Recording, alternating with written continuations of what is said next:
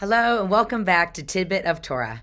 We find ourselves still in the book of Genesis through the journey of Jacob in Parshat Vayishlach.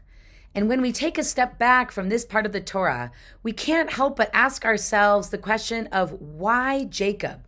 Why was Jacob so significant that the people of Israel, all of us, would be named after him as Bnei Yisrael? Because after all, in this week's Torah portion, Jacob struggles with an angel, a projection of his brother, or a divine being, and he is blessed with a new name, Yisrael, meaning one who struggles with God.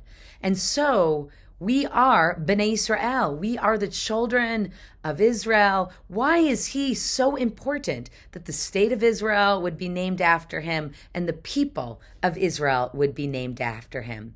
Well, let's look at a few possible answers to this question. The first, potentially most obvious answer to the question would be that, well, Jacob must have been so great that we'd be named after him. So good, so righteous, such a wonderful leader. In many ways, that's what the rabbis of the Midrash try to do to Jacob. They try to take the Peshat, the simple meaning of the text, and try to paint Jacob into this wonderful person, especially in comparison to his brother Esau. But the truth is, it doesn't really add up, because the Peshat, the simple meaning of the text, is that Jacob is Tam. He is simple. He is someone who struggles, but he's not necessarily an extraordinary person or leader. And in fact, at times we see him struggling, and that his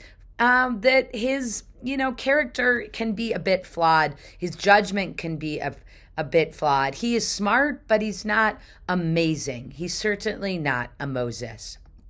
So that brings us to a potential second answer.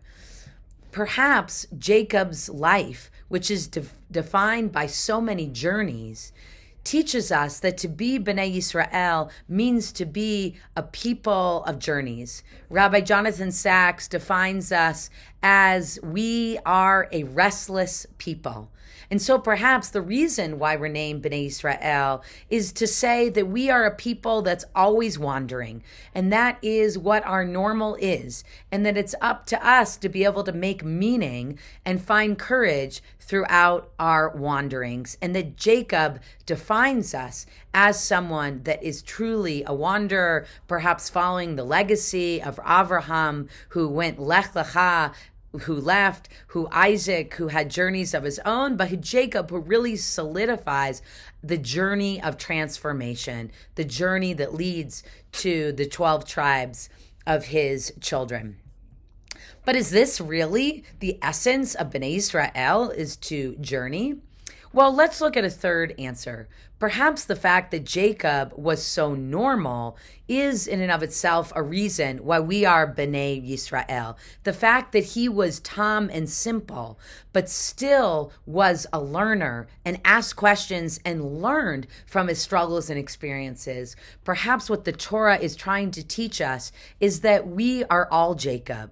On some level, we are all simple, and it is up to each of us to be learners, to study Torah, to learn from our experiences, to learn from every other person in order to be able to be transformed and be reflective about our experiences and our struggles, and to find blessing even in the most challenging of experiences. I think this is such a beautiful lesson for ourselves and our children, to always walk through the world as with a sense of humility, that we are not so great, and at the same time that we have the potential to learn. And so I think that there are probably many answers to the question of why we are Bnei Yisrael, why we are the children of Jacob.